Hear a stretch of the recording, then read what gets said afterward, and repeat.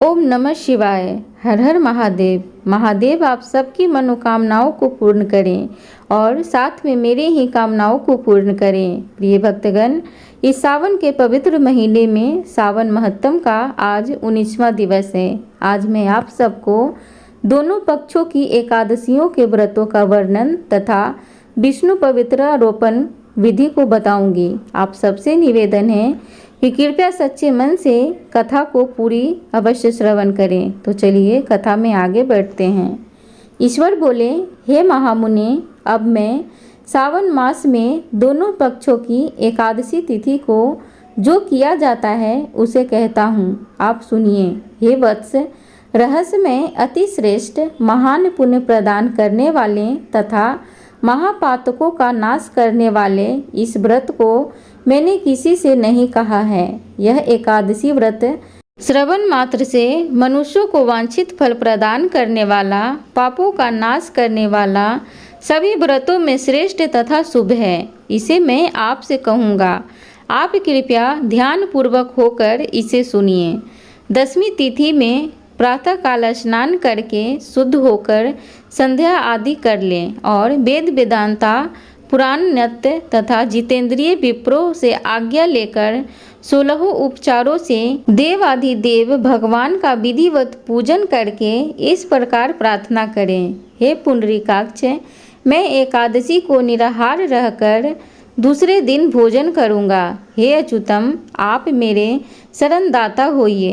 हे वत्स, गुरु देवता तथा अग्नि की सानिध्य में नियम धारण करें और उस दिन काम क्रोध रहित होकर भूमि पर शयन करें। उसके बाद प्रातः काल होने पर भगवान केशव में मन को लगाएं। भूख लगने तथा प्रस्खलन, गिरना, ठोकर आदि लगना के समय श्रीधर इस शब्द का उच्चारण करें। हे वत्स, यह व्रत मोक्ष प्रदान करने वाला है, अतः 3 दिनों तक पाखंडी आदि लोगों के साथ बातचीत न करें, उन्हें देखना तथा उनकी बातें भी न सुनें।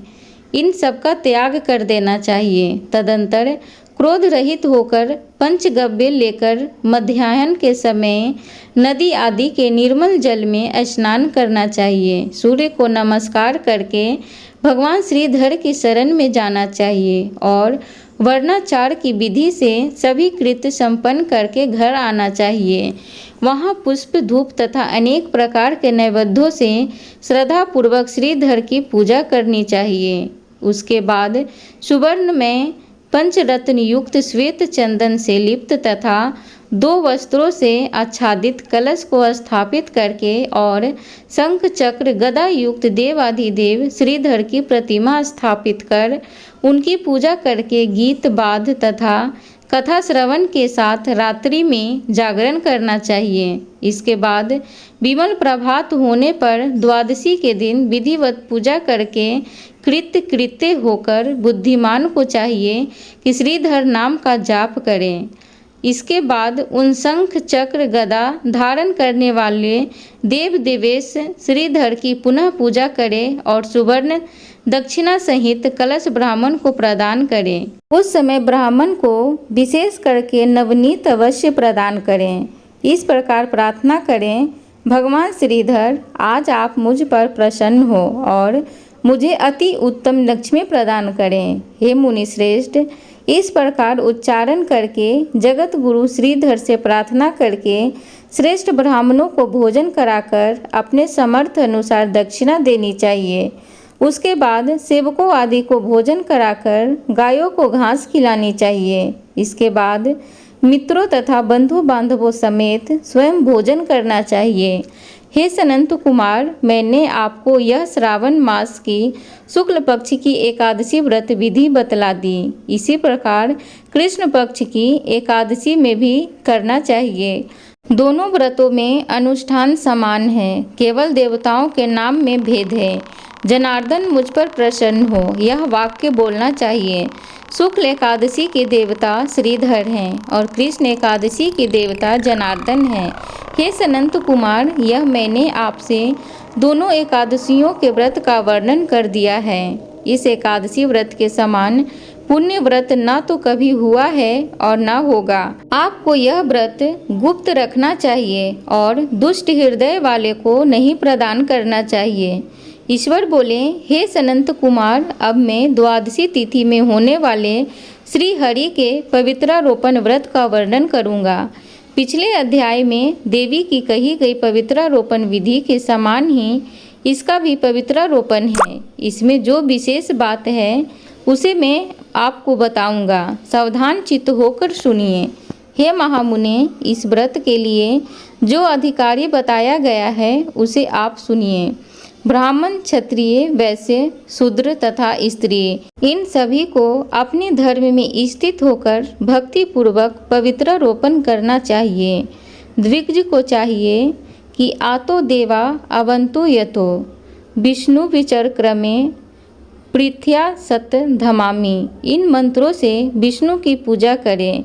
स्त्रियों तथा शूद्रों के लिए नाम मंत्र है जिसके द्वारा वे विष्णु की पूजा करें। इसी प्रकार द्विज कद्रुदाय, इस मंत्र से शिव जी की पूजा करें। स्त्रियों तथा शूद्रों के लिए नाम मंत्र है जिसके द्वारा वे शिव जी की पूजा करें। सतयुग में मणि में, त्रेता में सुवर्ण में, द्वापर में रेशम का और कलयुग में कपास का सूत पवित्रक के लिए बताया गया है। सन्यासियों को शुभ मानस पवित्रारोपण करना चाहिए। बनाए गए पवित्रक को सर्वप्रथम बांस की सुंदर टोकरी में रखकर शुद्ध वस्त्र से ढककर भगवान के सम्मुख रखें और इस प्रकार कहें, हे प्रभु, क्रियालोप के विधान के लिए जो आपने आच्छादन किया है, हे देव, आपकी प्रसन्नता के लिए मैं इसे करता हूँ। हे देव, मेरे इस कार्य में विघ्न ना उत्पन्न हो। हे नाथ,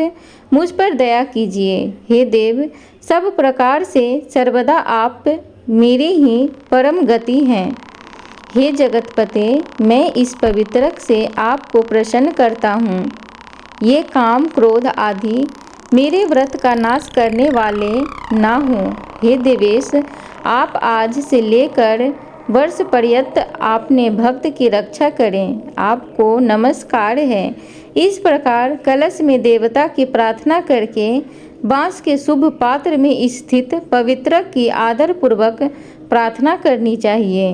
हे पवित्रक, वर्ष भर की गई पूजा की पवित्रता के लिए विष्णु लोक से आप इस समय यहाँ पधारें। आपको नमस्कार है। हे देव, मैं विष्णु के तेज से उत्पन्न मनोहर, सभी पापों का नाश करने वाला तथा सभी कामनाओं को पूर्ण करने वाले इस पवित्रक को आपके अंग में धारण करता हूँ। हे देवेश, हे पुराण पुरुषोत्तम, आप मेरे द्वारा आमंत्रित हैं, अतः आप मेरे समीप पधारें। मैं आपका पूजन करूँगा।